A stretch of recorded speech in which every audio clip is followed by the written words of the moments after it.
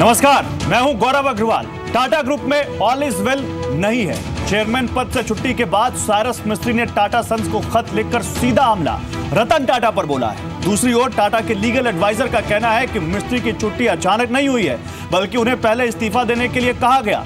दूसरी ओर साइरस मिस्त्री की चिट्ठी के बाद स्टॉक एक्सचेंजेस ने टाटा ग्रुप को नोटिस भेजकर लिस्टेड कंपनियों के बारे में स्थिति साफ करने को कहा है। अब सवाल है कि आखिर क्यों हुई साइरस मिस्त्री की टाटा सन्स के चेयरमैन पद से अचानक छुट्टी, और यही है इस वक्त की big story big debate, corporate mystery.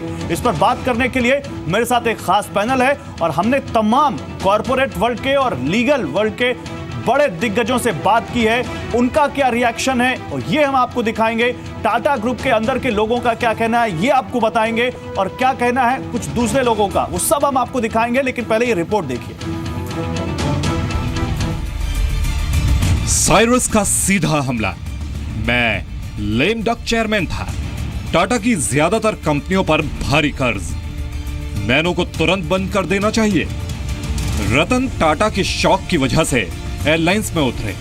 Corporate world की साल की सबसे बड़ी खबर के रोज नए पेज खुल रहे हैं। चेयरमैन पद से छुट्टी के बाद साइरस मिस्त्री ने पहली बार रतन टाटा पर सीधा हमला बोला है। टाटा सन्स बोर्ड को लिखी चिट्ठी में साइरस मिस्त्री ने रतन टाटा को लेकर कहा है कि कारोबार पर रतन टाटा के अपने शौक हावी रहे हैं, चाहे उनका एयरलाइंस में उतरना हो या नैनो का कारोबार हो। मिस्त्री के मुताबिक अपने अच्छे वक्त में भी नैनो ने 1000 करोड़ का घाटा दिया। 4 साल की अपनी कामयाबी को लेकर साइरस मिस्त्री ने लिखा है कि उनके कार्यकाल में टाटा सन्स की नेटवर्थ 26,000 करोड़ से बढ़कर 42,000 करोड़ हुई। लेकिन सवाल है कि साइरस मिस्त्री के इन आरोपों में कितनी सच्चाई है, क्योंकि साइरस की चिट्ठी का जवाब भी आ गया है। टाटा सन्स के लीगल एडवाइजर ने साइरस की छुट्टी को लेकर कई बड़े खुलासे किए हैं। मोहन परासरन के मुताबिक साइरस मिस्त्री को पहले इस्तीफा देने के लिए कहा गया था। मिस्टर साइरस मिस्त्री has not acceded to the earlier requests made to voluntarily step down. According to the board of directors, they strongly feel actually this is a board decision. It's a question of indoor management to the company. Tata sons board को चिट्ठी लिखने से पहले Cyrus मिस्त्री ने एक email भी भेजा था, जिसके मुताबिक उन्हें चेयरमैन पद से हटाए जाने पर हैरानी हुई। दरअसल साइरस मिस्त्री की चेयरमैन पद से छुट्टी ने कई सवाल खड़े कर दिए हैं। सवाल उनके अचानक रुखसत होने का है, सवाल टाटा ग्रुप के कारोबार का है, सवाल टाटा की साख का है। वार पलटवार के बीच कारोबार जगत को इंतजार है कि साइरस की विदाई की असली कहानी कब सामने आने वाली है। For that business, of course, for the industry and for the company, it's natural for a large company, large organization of this nature, and from their own way they've tried to answer the questions, but people are saying that information which is shared has been minimal. But knowing the kind of organization which is, I'm pretty sure they've thought this through and they will do what they think is the right thing. जाहिर है Tata group में फिलहाल all is well नहीं दिखता है। सवाल है क्यों? तो अब सवाल यहां पर यह है कि क्या है ये पूरी मिस्ट्री। इस पर बात करने के लिए मेरे साथ कुछ खास मेहमान हैं। मेरे साथ प्रोफेसर धीरज शर्मा है IIM अहमदाबाद से, मेरे साथ JN गुप्ता है फाउंडर SES, निपुण मेहता है founder and CEO blue ocean capital advisers, मेरे साथ गुरचरण दास साहब है मैनेजमेंट गुरु, राजीव कुमार है इकोनॉमिस्ट, और शंकर शर्मा है VC and joint MD first global, और मेरे साथ मेरे सीनियर और जी बिजनेस के एडिटर मिहिर भट्ट भी मेरे साथ इस शो में जुड़ रहे हैं। आप सब लोगों को हम ये बताएंगे कि आखिर ये पूरा मामला है क्या। लगातार जी बिजनेस की मेगा कवरेज इस पूरे मामले पर जारी है और इस शो में हम जानने की कोशिश करेंगे इस पूरी मिस्ट्री के बारे में। मिहिर भट्ट, सबसे पहले मैं आपके पास आऊंगा। मिहिर, हम लगातार इस पूरे मामले पर बने हुए और जी बिजनेस हर छोटी बड़ी खबर अपने व्यूअर्स को बता रहा है इस मिस्ट्री के बारे में, लेकिन लगता है कि ये मिस्ट्री अभी और भी आगे खुलकर सामने आएगी। क्या कहेंगे आप? जी बिल्कुल। इनफैक्ट जिस दिन मिस्टर साइरस मिस्त्री की विदाई हुई उस दिन भी सबसे पहले हमने यही सवाल उठाया था कि ये शायद there is more to it than what meets the eye. पहले दिन ही जी बिजनेस पर हमने ये सवाल उठाया था।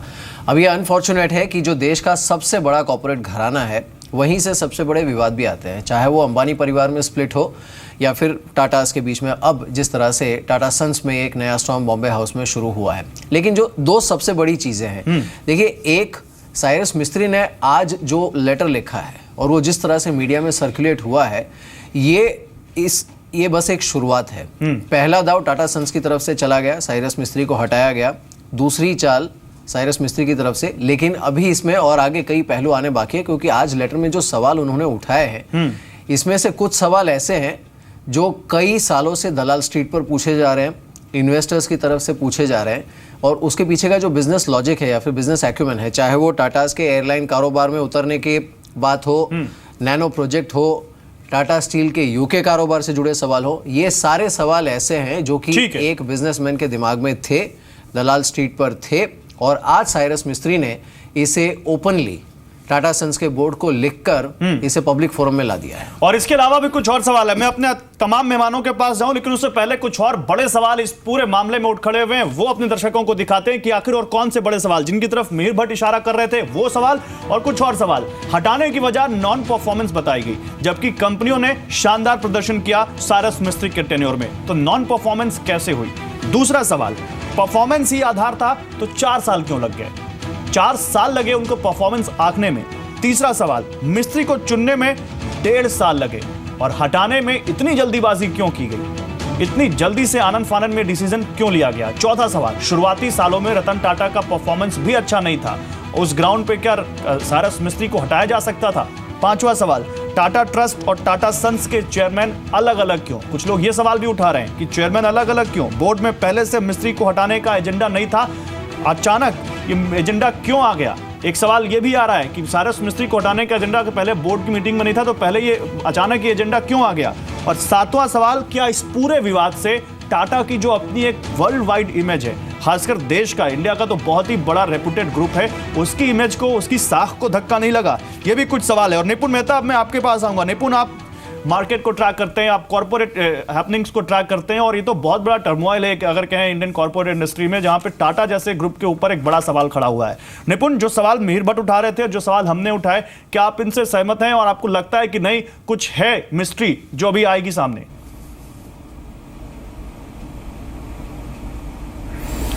देखिए, जो मिहिर ने सवाल उठाए हैं वो डेफिनेटली स्ट्रीट पूछेंगे, माइनॉरिटी शेयर होल्डर्स पूछेंगे, पूरे स्टेक होल्डर्स पूछेंगे, लेकिन इसमें 2 या 3 पहलू देखना जरूरी है। एक, टाटा सन्स की तरफ से अभी तक हमने कोई भी स्पेसिफिक क्लैरिफिकेशन नहीं देखा है। जो अभी भी स्टेटमेंट आपने दिखाया वो सिर्फ रिमूवल और बोर्ड प्रोसेस का आया है। कारण क्या है इसका? अभी तक नॉन परफॉर्मेंस का जो क्लैरिफिकेशन, जो लेटर साइरस मिस्त्री ने लिखा है, उसी पे से हम एक सोच निकाल रहे हैं कि क्यों उन्हें निकाला गया होगा। टाटा सन्स की तरफ से हमने अभी कुछ भी क्लैरिफिकेशन नहीं देखा है। नंबर 2, आई थिंक जब 3-4 क्वेश्चन जो मिहिर ने बताए, कोरस के ऊपर क्वेश्चंस जो हैं, टाटा एयरलाइंस के ऊपर जो क्वेश्चंस हैं, या एयरलाइंस में इन्वेस्टमेंट के क्वेश्चंस हैं, या फिर नैनो के ऊपर क्वेश्चंस हैं, ये क्वेश्चंस कई सालों से आ रहे हैं, इसमें कोई नया नहीं है। तो इसमें जो साइरस मिस्त्री ने इसमें क्वेश्चन मार्क उठाए हैं, सवाल यह है कि 4 साल से जो चेयरमैन थे, तो उन्होंने इन्हें सॉल्व करने के लिए कुछ एफर्ट्स किस तरह से किए, क्यों नहीं किए, और किए जो भी एफर्ट्स, उसकी वजह से क्या सोल्यूशन निकले, वो उनको बताने की जरूरत है। नंबर 3, मार्केट कैपिटलाइजेशन ओवरऑल आपने बताया कि ओवरऑल बड़ा है टाटा ग्रुप कंपनीज का।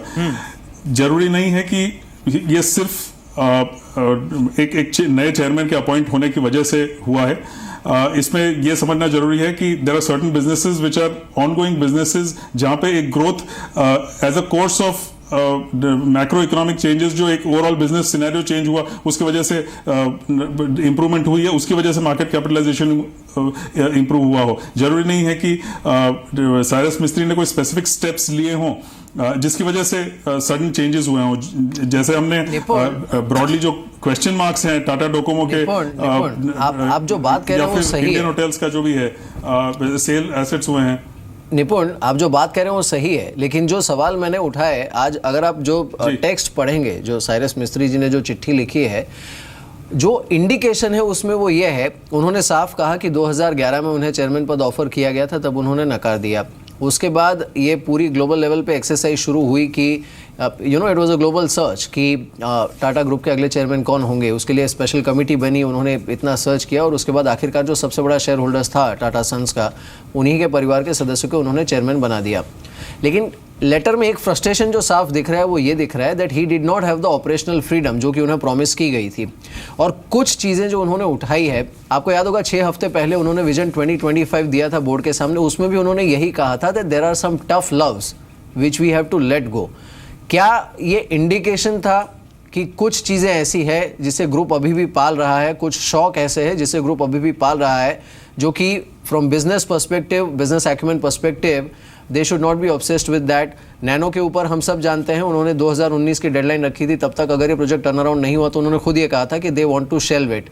तो आप ये जो कह रहे हैं कि उन्होंने आकर ऐसा क्या किया, maybe he was doing as a businessman या फिर बिजनेस एक्यूमेंट के लिहाज से देखा जाए तो कई चीज़ें उन्होंने ऐसी इनिशिएट की थी जो कि शायद सही थी, तर्क संगत थी, लेकिन क्योंकि वो इस ग्रुप की या फिर ट्रस्ट की फिलॉसफी के साथ फिट नहीं बैठ रही थी या फिर कुछ ड्रीम प्रोजेक्ट्स के साथ फिट नहीं बैठ रही थी, तो those were nipped in the बड।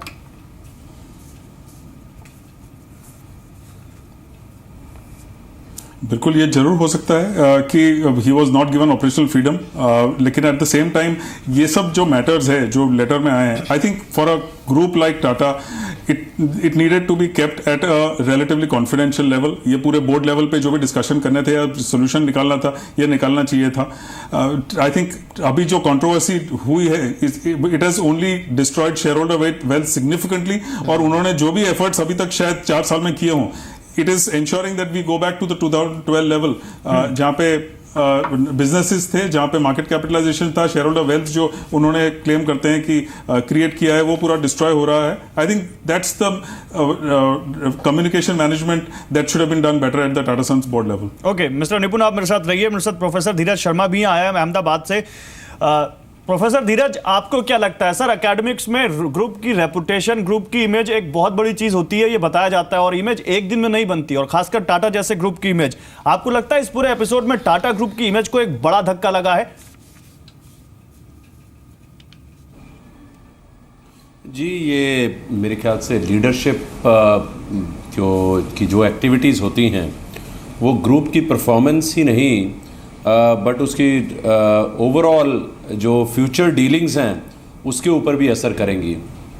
क्योंकि आप अगर टाटा ग्रुप को एनालाइज करें over the last few years, अगर इनके आप कोर ग्रुप कंपनीज देख लें, वो चाहे टाटा मोटर्स हों, स्टील हों या टेली सर्विसेज हों, और TCS को अगर आप छोड़ दें और JLR component of Tata Motors छोड़ दें, तो they are suffering from those particular challenges जहाँ पर active participation of the leader. So I have not really seen और हर्ड के chairman of Tata Group actively engaging in a communication with maybe channels, maybe with the channel partners, or maybe with the vendors at a level where एक communication हो कि yes, the group is going to be moving, taking steps towards growth.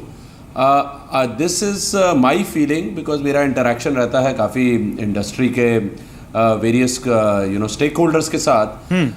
Overall ये जो अभी जो crisis हुआ है इसका impact it is going to be a long term impact, not just a short term impact, not just from the perspective of just shareholder wealth erosion, which is just a knee-jerk reaction, but also from the future dealings of Tata with the other stakeholders, joint ventures। तो आप कह रहे हैं इसका एक long term impact होगा जो Tata group को आने वाले दिनों में झेलना पड़ेगा, फेस करना पड़ेगा। ठीक है, जयन गुप्ता साहब, आपकी भी यही फीलिंग है? और जयन गुप्ता साहब, आपसे एक अलग क्वेश्चन ये भी आता है यहाँ पर कि टाटा ग्रुप जैसा ग्रुप अगर इस तरह की चीजें एथिकली जिस पर लगातार सवाल उठ रहे हैं अगर वो कंडक्ट करता है, तो फिर जो एक ग्रुप की रेपुटेशन जिस पर हम सवाल उठा रहे हैं, जिस पर लगातार सवाल उठ रहे हैं, और साइरस मिस्त्री जैसे इतने सीरियस एलिगेशन, ये क्या बताता है सर? देखिए, पहले तो मुझे एक क्लैरिफिकेशन देना चाहिए कि हम लोग यहाँ पे साइरस मिस्त्री की परफॉर्मेंस को इवेलुएट नहीं कर सकते क्योंकि हमारे पास सारा डेटा नहीं है, और ना ये डिबेट उसके ऊपर होनी चाहिए कि उनकी परफॉर्मेंस अच्छी थी कि या बुरी थी। यहाँ पे इस वक्त डिबेट ये है कि ग्रुप की गवर्नेंस की पोजीशन क्या है, और जो अगर साइरस मिस्त्री ने जो लिखा हुआ है, अगर इसको टाटा ग्रुप प्रॉपरली काउंटर नहीं करता है और इसको ये नहीं बोलता है कि ये गलत है, तो इसका लॉन्ग टर्म इम्पैक्ट ये होगा कि आज तक जितने भी होता है टाटा ग्रुप को अपना रेपुटेशन की वजह से गवर्नेंस प्रीमियम मिलता रहा है। तो ये गवर्नेंस प्रीमियम उनकी इज्जत की वजह से मिलता था, उनके ऊपर ट्रस्ट की वजह से मिलता था। अगर जो साइरस मिस्त्री ने गवर्नेंस के इशू रेज किए हैं, अगर इन इशू में थोड़ी सी भी सच्चाई है तो ये गवर्नेंस प्रीमियम धीरे धीरे कम हो जाएगा, जो लॉन्ग टर्म के लिए खराब होगा और जितने भी इन्वेस्टर हैं, बाकी सब स्टेक होल्डर्स हैं, उनके लिए नुकसानदेह होगा।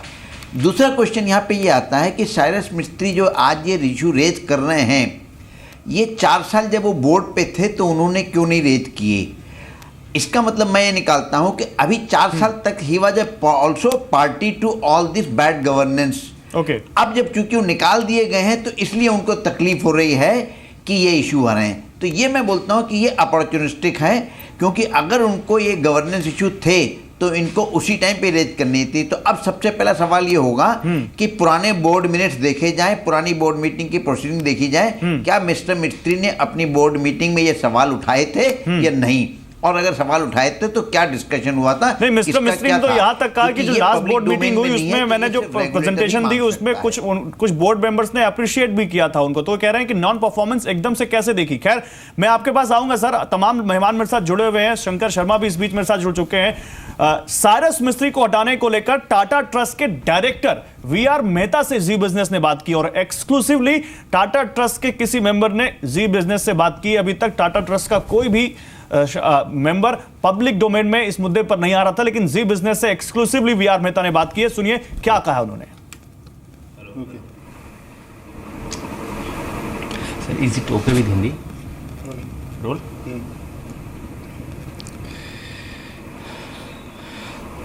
टाटा सन्स में चल रही लगातार फिर से टाटा सन्स में तो चलिए ये हम आपको दिखाएंगे कि वीआर मेहता ने क्या कहा। कुछ टेक्निकल दिक्कत है जिसकी वजह से हम आपको थोड़ी देर में दिखाएंगे, लेकिन बड़ा बड़ा बड़ा इंटरव्यू है और ये बड़ी बात कही है वीआर मेहता ने, ये आप देखना मत भूलिएगा। मैं फिर से आपके पास आऊंगा। मेर, आपको क्या लगता है, जो जानकार कह रहे हैं और जो तमाम हमने बात की है वीआर मेहता से, उन्होंने कुछ सवाल उठाए साइरस मिस्त्री पे, वो हम दिखाएंगे, लेकिन साइरस मिस्त्री का जो कहना है, जो जे.एन. गुप्ता कह रहे हैं कि पहले क्यों नहीं कहा, अब 4 साल बाद जब उनको निकाल दिया गया तब वो सवाल उठा रहे हैं, क्या ये सवाल बनता है? नहीं, देखिए ये जो मिस्टर गुप्ता कह रहे हैं वो बात कुछ हद तक सही है, लेकिन जो ये खुद ही जो बात बता रहे थे मिस्टर गुप्ता, वही सवाल आता है कि अगर मिस्टर मिस्त्री ने सवाल उठाए भी थे बोर्ड के सामने तो that is in internal domain, और जिस तरह से साइरस मिस्त्री ने आज चिट्ठी लिखी है उसमें जो सवाल उन्होंने उठाए हैं उस पर हम ये सवाल उठा सकते हैं कि आपने पहले क्यों नहीं कहा।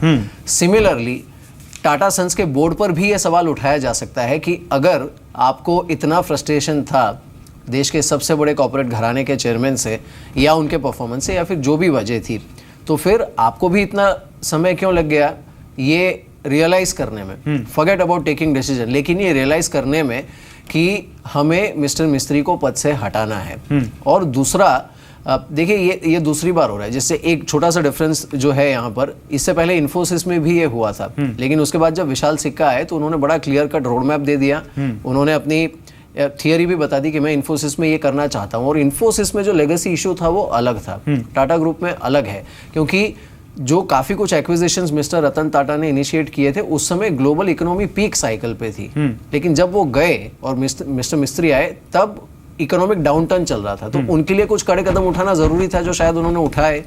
तो ये सवाल तो बोर्ड पे भी फिर उठता है ना कि बिल्कुल, और कई लोग ये भी कह रहे हैं कि एक ब्यूरोक्रेसी सी आ रही थी टाटा ग्रुप में, अगर देखें, क्योंकि अगर वो 1-2 बिजनेसेस छोड़ के बाकी सारे बिजनेस लॉसेस में जा रहे थे और साइरस मिस्त्री कुछ आउट ऑफ द बॉक्स अपनी पॉलिसीज वहां लाना चाहते थे जो बोर्ड मेंबर्स को या पुराने लोगों को पसंद नहीं आ रही थी, और यही भी कहीं ना कहीं इस विवाद की वजह बनी।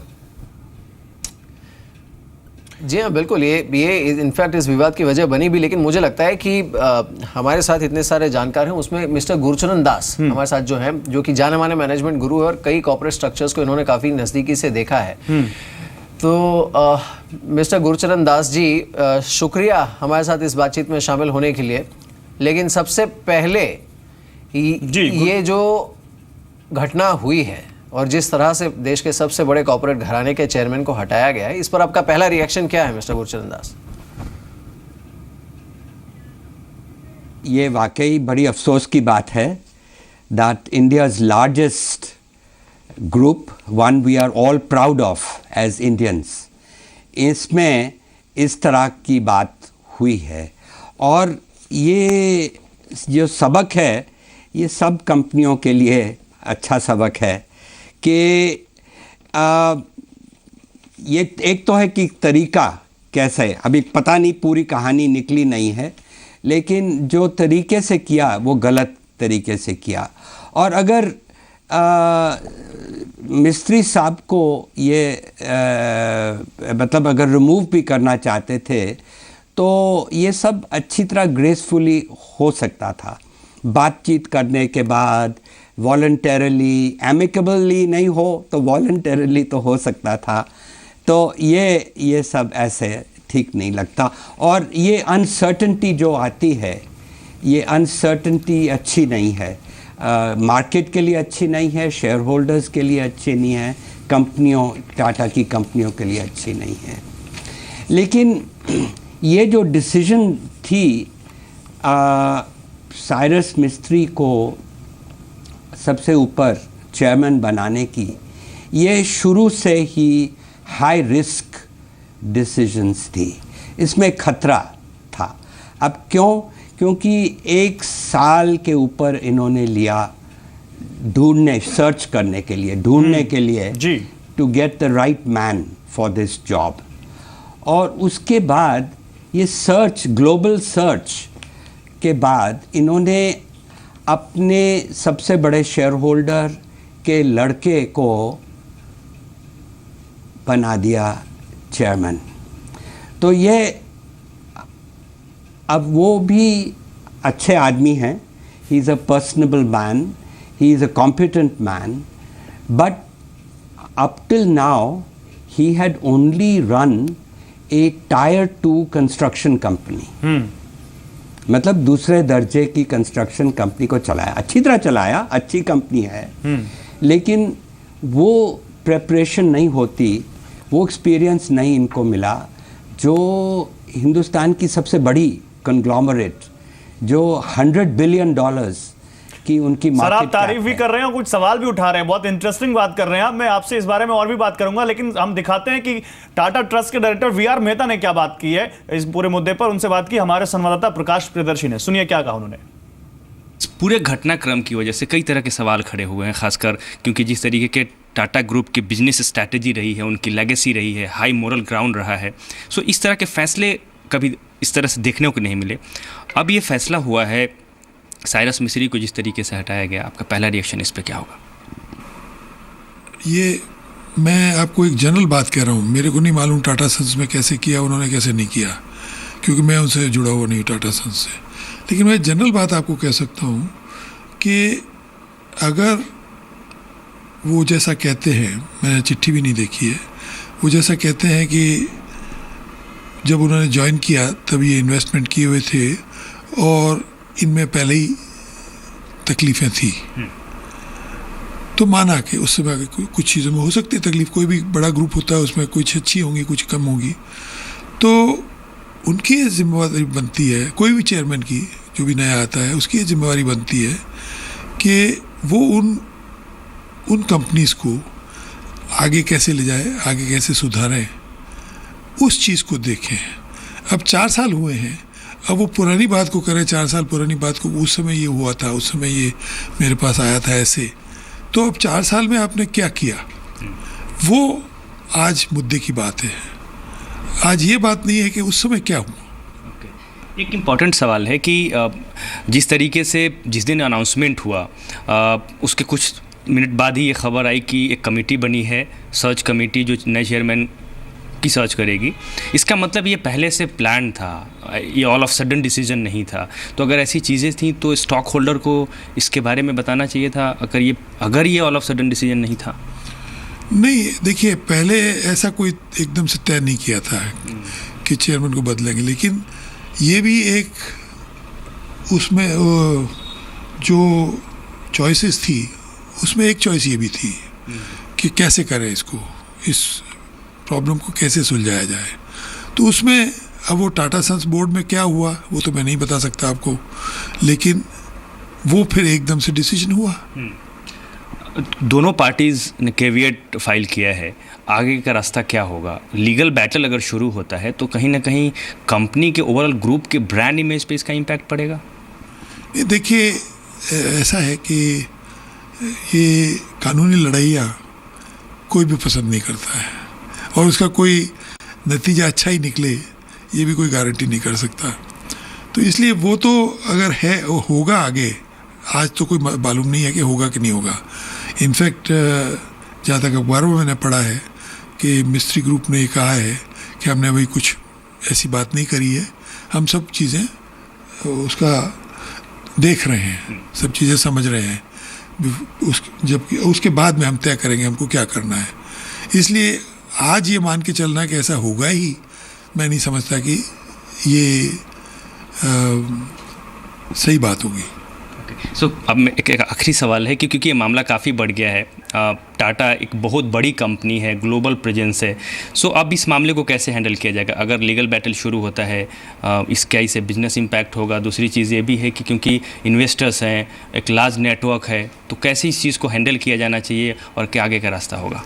ये तो देखिए, आगे का रास्ता तो आगे का समय ही बताएगा, लेकिन आज हम भी मान के क्यों चले कि कानूनी लड़ाई होगी, जैसे मैंने पहले भी कहा आपको। और बाकी तो जैसे मिस्टर टाटा ने सीईओज़ को कहा है, जब मैंने अखबारों में पढ़ा है वो, तो उसी तरह से वो उनका ये है ध्येय कि कंपनीज को अपना आगे बढ़ाना है काम, एंड वो अपने क्षेत्र में वो नंबर 1 या नंबर 2 या नंबर 3 ही हों, ऐसा उनको आगे चलना चाहिए। एक लास्ट क्वेश्चन की कमेंट चाहूँगा, इसमें कई ऐसी खबरें भी निकल कर आ रही हैं कि रतन टाटा के डिसीजंस के साथ कई ऐसे डिसीजंस थे जिसको मिस्टर मिस्त्री को लगता था कि ये इसकी बिजनेस वायबिलिटी जो है वो ठीक नहीं है, इससे प्रॉफिटेबिलिटी नहीं आएगी, जैसा कि उन्होंने अपने लेटर में भी जिक्र किया है, मैंने आपसे पूछा भी। तो आपको लगता है कि कोई पर्सनल रिफ्ट थी मिस्टर रतन टाटा के साथ और मिस्टर मिस्त्री के पास, जो ट्यूनिंग होनी चाहिए वो ट्यूनिंग नहीं हुई, जिसकी वजह से उनको पद से हटाया गया? नहीं, ऐसा कुछ नहीं था। मैं मिस्टर टाटा को जानता हूँ, उनका ऐसा कोई नहीं होता है कि वो पहले ही दिमाग में बात बिठा के चलते हैं कि मेरी उनसे नहीं बन रही है। वो तो लाए थे उनको, तो ऐसा कोई सोचने की बात ही नहीं थी उनकी। लेकिन तो ऐसा कुछ भी नहीं था ये कहते हुए वीआर मेहता, लेकिन क्या वाकई इस बात को मान सकते हैं? अब हम आपको दिखाते हैं कि देश के जाने माने वकील हरीश साल्वे का इस मुद्दे पर क्या कहना है। हरीश साल्वे टाटा सन्स के लीगल एडवाइजर है और उनका कहना है कि टाटा ग्रुप में उठापटक का कोई रास्ता जरूर निकलेगा। साल्वे ने माना है कि टाटा सन्स बोर्ड और साइरस मिस्त्री में मतभेद हैं। मुझे ये उम्मीद है कि टाटा ग्रुप जो है एक इंस्टीट्यूशन है, उसको चलाना एक कॉज है, और ये कॉज जो है ये हर इंडिविजुअल से बड़ा है। तो मुझे ये उम्मीद है कि इसका भी रास्ता आगे निकल आएगा और ये आगे निकल चलेंगे। लेकिन सर, उन्होंने कहीं ना कहीं ये कहा कि कई फाइनेंशियल डिसीजन जो थे वो काफ़ी गलत हुए, जिसकी वजह से टाटा ग्रुप को राइट ऑफ भी करना पड़ेगा $18 बिलियन का। देखिए, मतभेद तो है, वो तो जाहिर है, और बोर्ड में और उनमें भी मतभेद है, वो भी जाहिर है। उन्होंने अपना मत रखा है, बोर्ड ने अपना फैसला किया है, तो ये मतभेद तो होंगे। इन पे बाहर वालों को कमेंट करने के लिए ज़्यादा ना तो नॉलेज है और ना तो सही है, पर एक डिफरेंस ऑफ ओपिनियन है। जो हुआ है ये हर्ट भी होता है, इसमें बुरा भी लगता है, पर कई बार इंस्टीट्यूशंस में ऐसे बदलाव आते हैं। अब इसको आगे चलाने वाली बात है। इस एक ब्रांड इमेज है टाटा की, काफ़ी लंबे समय से चल रही है, आपको लगता है ब्रांड इमेज पे इस फर्क पड़ रहा है? देखो, ब्रांड इमेज अगर इतने बड़े चेंज के बाद भी एक ग्रुप आगे चल पड़े बिना किसी फसाद के, तो उससे ब्रांड इमेज बढ़ेगी, कम नहीं होगी। चैलेंजेस आपको क्या लगता है क्या होंगे इस वक्त? सबसे बड़ी चैलेंजेस जो हैं आज, सिर्फ टाटा स्टील वगैरह नहीं, पूरी स्टील इंडस्ट्री क्राइसिस में है। ऑटोमोबाइल्स का इनका ग्रोथ नहीं हो रहा है, ग्लोबल इकोनॉमी क्राइसिस में है आज, और टाटा जो ग्लोबल एंटरप्राइज है उनको इसका प्रॉब्लम जो आ रहे हैं इसके कारण डील करना पड़ेगा। ये सबसे बड़े चैलेंजेस हैं आज उनको, कि किस तरीके से ग्रुप को कंसोलिडेट करके इस जो आज की स्थिति है उससे उभारा जाए। से बातचीत करने के बहुत थैंक यू। तो हरीश साल्वे कहते हुए कि इस स्थिति से निकलना चाहिए, मतभेद है लेकिन निकलना चाहिए टाटा ग्रुप को। मेरे साथ तमाम गेस्ट बने हुए हैं। जेएन गुप्ता साहब, आपके पास आऊंगा। जेएन गुप्ता साहब, आपने सुना क्या कहना है टाटा ट्रस्ट के मेंबर जो हैं वी आर मेहता का हरीश साल्वे जो कि लीगल एडवाइजर है, उनका क्या कहना है। इससे पहले हमने दिखाया अपने दर्शकों को कि एक और लीगल एडवाइजर मोहन पराशरन कह रहे हैं कि साइरस मिस्त्री को इस्तीफा देने का वक्त दिया गया था, लेकिन वो अपने मन से वॉलंटरली उन्होंने स्टेप डाउन नहीं किया। तो जयंत गुप्ता साहब, ये मामला बहुत बड़ा होता जा रहा है और कहीं ना कहीं देश की एक बहुत बड़ी कॉर्पोरेट लीगल फाइट बनती जा रही है। ये आपको कहां तक जाता दिखता है ये पूरा मामला, और क्या माने कि जैसा हमने एक अंबानी फैमिलीज में एक बहुत बड़ा देखा था रिफ्ट, वैसा ही कुछ मामला ये होता जा रहा है? नहीं, ये देखिए, ये अंबानी फैमिली जैसा मामला नहीं है। वहां पे तो एसेट के बंटवारे का, बिजनेस के बंटवारे का मामला था। नहीं, यहाँ मतलब बंटवारा वाला मामला उस नहीं बड़े है। लेवल का मामला, यहाँ मेरा ये कहना ये रहा है। हाँ, लेवल बड़ा मामला है, लेकिन इसमें अभी हम लोगों ने, जैसे कि मेहता साहब और बाकी लोगों ने बोला कि गुरुचरण साहब ने बोला कि अभी तो हमने एक पक्ष की बात देखी है कि साइरस मिस्त्री ने क्या लिखा है। अब इसके ऊपर बहुत जरूरी है कि टाटा का एक काउंटर, स्ट्रॉन्ग काउंटर आए जो इस सब को डिनाई करे। एक बात बिल्कुल सही है कि जो बात करी जा रही है कि स्टील बिजनेस में प्रॉब्लम है, ये बिजनेस प्रॉब्लम है, ये प्रॉब्लम तो सारे शेयर होल्डर को मालूम है, सारे स्टेक होल्डर को मालूम है।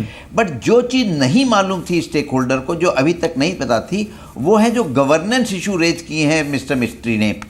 और अगर उस गवर्नेंस इशू को टाटा ग्रुप इफेक्टिवली काउंटर नहीं करता है कि ये एलिगेशन जो हैं, ये जो इश्यूज हैं बिल्कुल गलत हैं, तो मेरा मानना यह है कि चाहे कितनी भी अच्छी रेपुटेशन हो टाटा ग्रुप की, अगर ये गवर्नेंस इशू सही निकले जाते हैं, सही पाए जाते हैं जो गवर्नेंस के इश्यूज हैं, तो टाटा की छवि को जरूर कोई ना कोई धक्का लगेगा। और अगर रतन टाटा की पर्सनल छवि देखें, क्योंकि रतन टाटा इस देश में एक लेजेंड की तरह माने जाते हैं जयंत गुप्ता साहब, और उनकी कॉर्पोरेट ही नहीं बल्कि सोशल सेक्टर में भी उनकी एक बहुत बड़ी लार्जर देन लाइफ इमेज है। क्या होता है,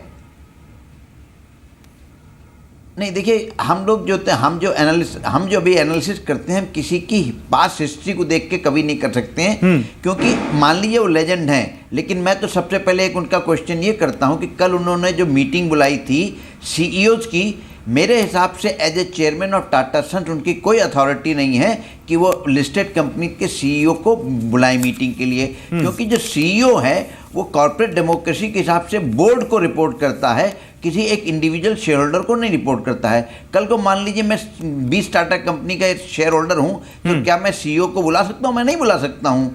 तो सारे शेयर होल्डर एक ही तरफ होते हैं। तो उन्होंने जो ये सीईओ को बुलाया है, इससे क्या हुआ है, एक तो ये पता लग गया कि वो इंटरफेरेंस है एक टाटा सन्स के चेयरमैन का वर्किंग ऑफ द कंपनी में। दूसरा ये है कि इससे शेयर होल्डर के लिए इंफॉर्मेशन एसिमेट्री हो गई कि सीईओ ने जो जानकारी टाटा मिस्टर रतन टाटा को दी है, वो जानकारी आम शेयर होल्डर के पास नहीं है।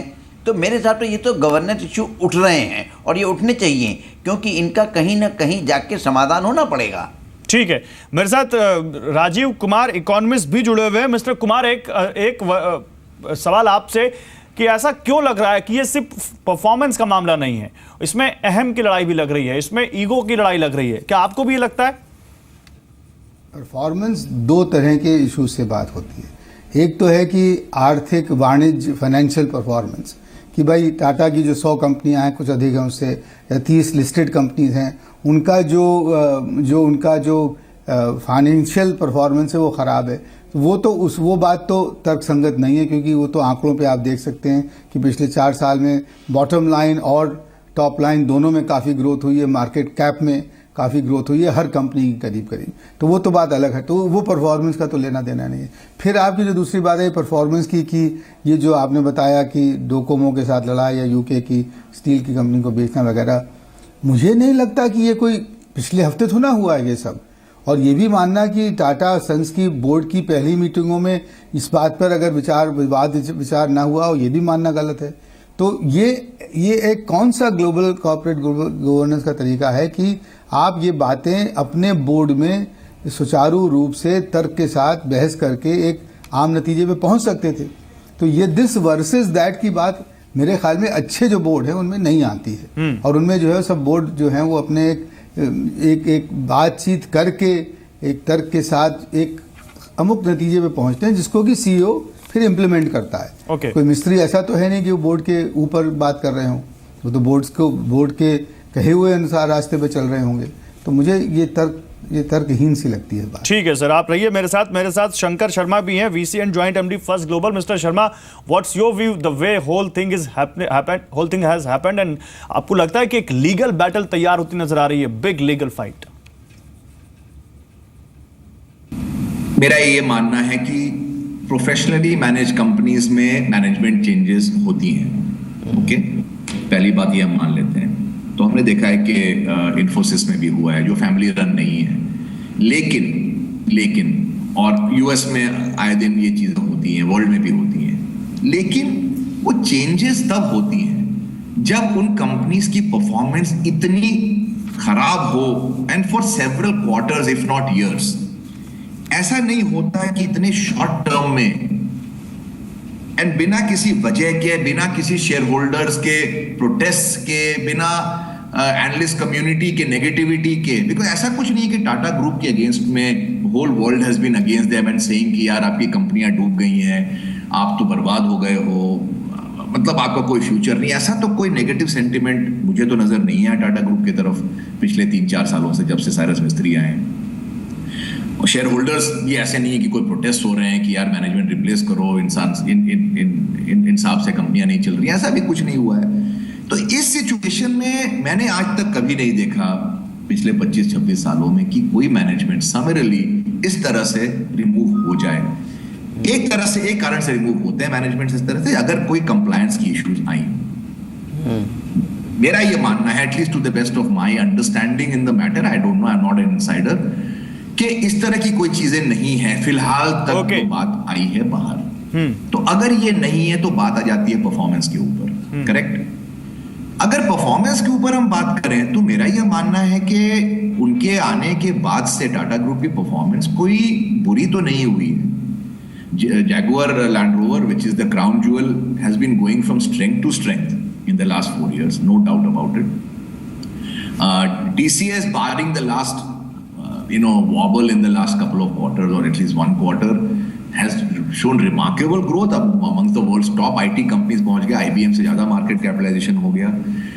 एंड टाटा स्टील की जो भी तकलीफें थी वो इनके चलते तो थी नहीं, सबको मालूम है, वो तो प्रीवियस मैनेजमेंट के चलते थी। तो अब उन्होंने अब कोई इस पर सर्जरी करने की कोशिश की है, because steel we all know is not a industry which is ever going to regain the glory of 2006-07। हाँ, लोस से वो बाउंस बैक करेगा, बट 2006-07 की वैल्यूएशन पहुंचेगी तो किसी सबको मालूम नहीं हो सकता है, चाइना के स्लोडाउन के कारण।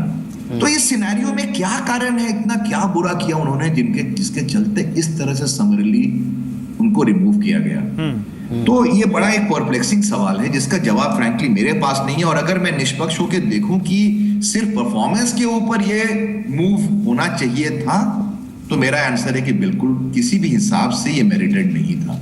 और कोई कारण हो, कंप्लायंस इश्यूज हो, अभी हमने देखा है कि इन्फोसिस में भी रिमूव होते हैं top management, near top management remove हुए हैं बिकॉज ऑफ मिसकंडक्ट, वो चीजें अलग होती हैं। बट सिर्फ परफॉर्मेंस के ऊपर टाटा ग्रुप में ऐसा क्या आफत आई हुई है पिछले 4 सालों से जिसके चलते एक इंसान को आपने इस तरह से रिमूव किया? तो I am sure there is more that we need to know, or more the market needs to know. This has been done in a very non-transparent manner. Okay. बहुत बड़ी बात कह रहे हैं आप मिस्टर शर्मा, और आपने कुछ बड़े सवाल भी उठाए हैं। आप रहिए मेरे साथ। व्यूअर्स स्पीक हमारा इस सेगमेंट है जिसमें हम देश के लोगों से रोज बिग स्टोरी बिग डिबेट के मुद्दे पर उनकी राय मांगते हैं। हमने आज पूछा था कि क्या साइरस मिस्त्री को इस तरह हटाना जायज़ है। एक व्यूअर ने हमारे अपना वीडियो हमें भेजा है जिसमें उन्होंने बताया कि उनकी क्या राय है। एक बार वो भी जान लेते हैं कि एक आम आदमी में इस पूरे बिग कॉर्पोरेट फाइट का या इस पूरे टर्मोइल का जो टाटा ग्रुप में है इस वक्त आया है, उसका क्या इंप्रेशन जा रहा है और वो क्या सोचते हैं। एक बार ये भी देख लेते हैं।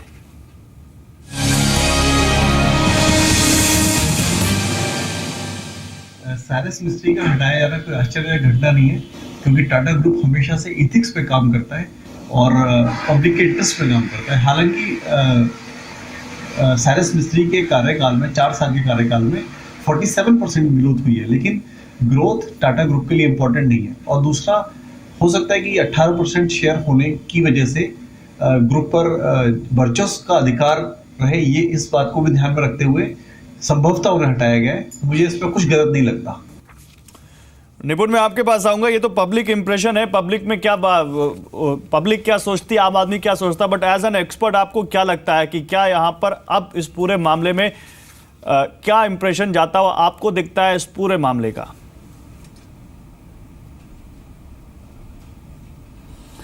देखिए, फैक्ट रिमेन्स कि दोनों तरफ से एटलीस्ट टाटा सन्स की तरफ से ट्रांसपेरेंसी या कम्युनिकेशन होने की बहुत ज़्यादा ज़रूरत है to present the other point of view कि क्यों जो भी एक्शन लिया गया है वो उन्होंने लिया गया है। आई थिंक ये सबसे ज़्यादा ओवरऑल डैमेज कम करने की कम किस तरह से किया जाता है वो देखने की ज़रूरत है।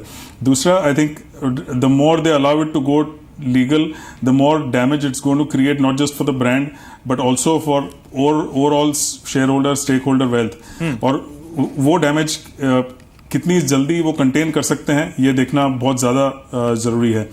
I think if they let it go the legal way तो दोनों तरफ मड स्लिंगिंग दोनों तरफ से होगा।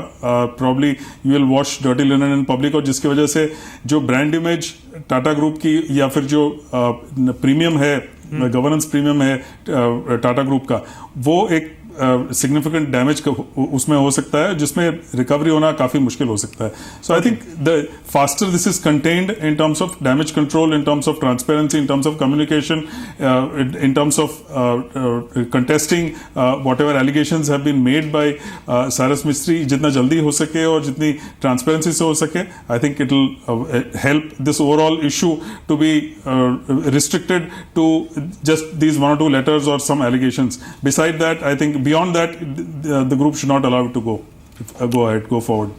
JN गुप्ता, आपको भी यही लगता है या आपको लगता है कि नहीं यहाँ पे कुछ और भी रास्ते हो सकते थे या अभी हैं?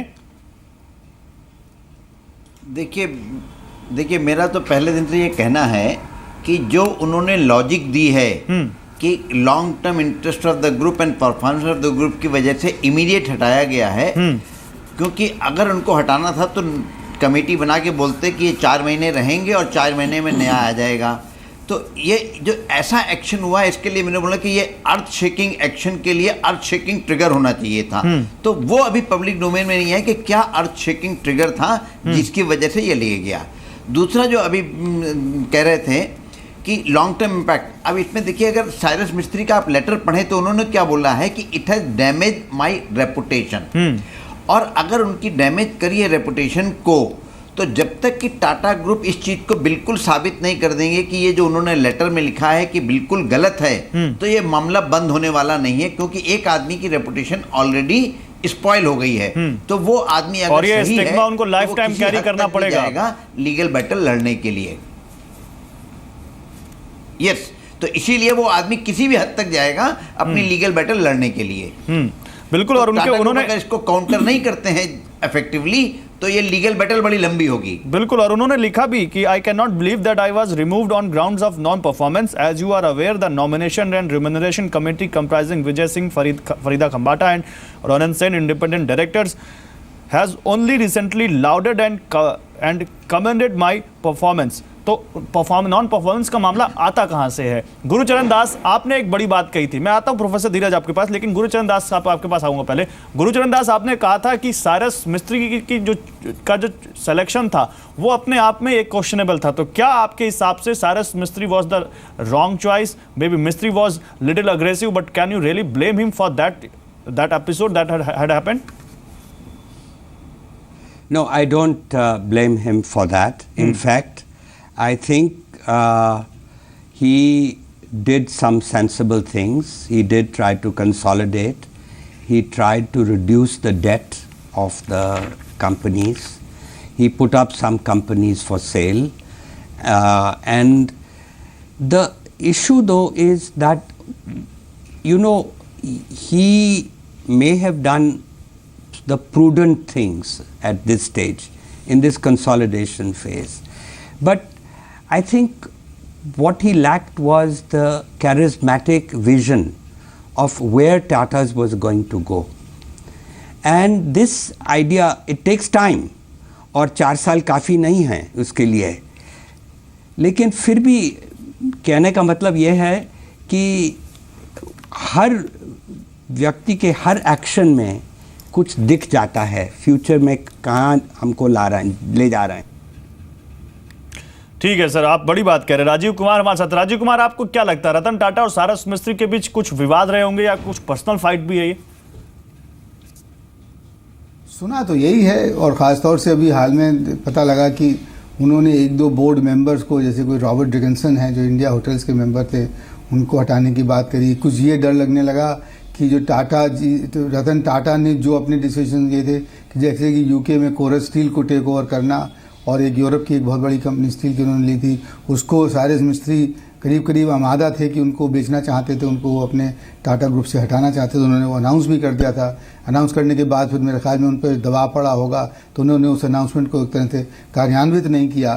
तो ये मुझे लग रहा है कि हालांकि इतनी बड़ी कंपनी और ऐसी चीज़ें उसमें समझ में नहीं आती, ऐसी लॉजिकल बात नहीं लगती, और कहीं ना कहीं रतन टाटा जी को कुछ अपने अहंकार को ठेस लगी है। उनकी कोई अपनी जो अपना क्या कहा जाए, उनका जो अपना आत्म छवि है, जो उनकी अपना स्वाभिमान है, उसको ठेस लगी कि अरे ये तो मेरा सब कराया जो है वो बदल देंगे। तो इससे पहले कि वो बदलें तो उन्होंने ये कदम उठा लिया। और ये भी साफ बात जाहिर है कि टाटा ट्रस्ट के चेयरमैन अभी भी रतन टाटा हैं, और जब उन्होंने टेक ओवर किया था एज CEO, तब उनको भी इस तरह का ऑपोजिशन देखना पड़ा था। कई लोग वहाँ पे थे टाटा ग्रुप में, जैसे कि आपके दरबारी थे, रूसी मोदी थे, केरकर थे, इन्होंने उनको अपोज किया था। मगर क्योंकि ये टाटा थे और टाटा ट्रस्ट के एक तरह से सर्वे सर्वा थे, तो वो लड़ाई जीत गए। इस लड़ाई में क्योंकि मिस्त्री टाटा नहीं है और उनका ऑपोजिशन हो सकता है कि ऐसे ही कुछ और लोगों ने अंदर से किया हो, तो मिस्त्री ये लड़ाई हार गए। आपने बड़ी बात कह दी सर, आज इशारों में आपने काफ़ी बड़ी बात कह दी। लेकिन मेरे साथ प्रोफेसर धीरज हैं, उसके बाद शंकर शर्मा आपके पास आऊँगा। Professor Dheeraj, as an academician आप इस पूरे मामले को कैसे देखते हैं? Corporate controversy, fight of ego, कैसे स्टडी करते हैं इस पूरे मामले को? देखिए, मैं 3-4 पॉइंट्स आपको समरी में दे देता हूँ। Number 1, I think there is a fundamental debate which is going on कि वेदर 4 साल टाइम इनफ है या नहीं है फॉर असेसमेंट ऑफ परफॉर्मेंस और अदरवाइज। तो वन कैन बी एक्टिव और प्रोएक्टिव, कि आप actively you sensed there is a problem and you remove somebody. The other thing could have been, as some of the people were mentioning, कि wait करिए कि जब situation ख़राब हो जाए जब लीडर रिप्लेस किया जाए।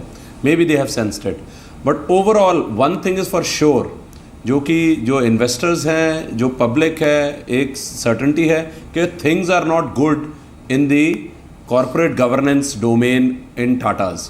Number 3, when Mr. Cyrus Mistry came in, or any leader for that matter comes in an organization, leader forward relationship एक ना बड़ा इंपॉर्टेंट रोल प्ले करती है। Second, future goal of an organization plays a very important role. Third, expertise of the person plays a very very important role उसकी acceptance के लिए। अब अगर आप इसे असेस करें कि leader follow relationship, anecdotal evidence जो है, जो हम गैदर कर लें मार्केट से, it is not all that great. Vision was not that well presented. Then expertise, as people have already questioned the expertise in terms of previous experiences. So overall, I believe कि जो board must have felt कि there is going to be a bigger problem per se which may be arising, so they may have acted proactively rather than reactively. But people are raising question on the way they have used to replace Cyrus Mistry. The question is on that way, sir. सवाल ये है कि जिस तरह से उनको हटाया गया, क्या ये कॉर्पोरेट गवर्नेंस एथिक्स को टाटा जैसे ग्रुप को सूट करता है? मेरे साथ शंकर शर्मा है। सर, मैं आऊंगा आपके पास। शंकर शर्मा, आपको क्या लगता है, टाटा हाउस के इस फैसले से ग्लोबल इमेज पर असर नहीं पड़ेगा? मेरा ये मानना है, it's a serious reputational damage.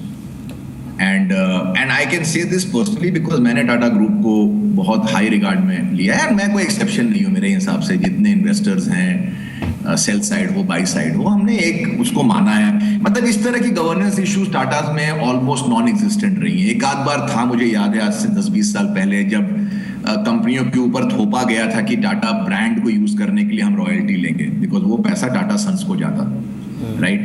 तो उस पर प्रोटेस्ट हुए थे। बट वो सब इंसिडेंट्स किसी भी कंपनी में छोटे मोटे इश्यूज होंगे ही होंगे। बिजनेस करोगे तो कुछ ना कुछ होगा। लेकिन issue of this kind, and that's what I am saying, that I have seen managements change, we have seen it, but they don't change for no reason at all.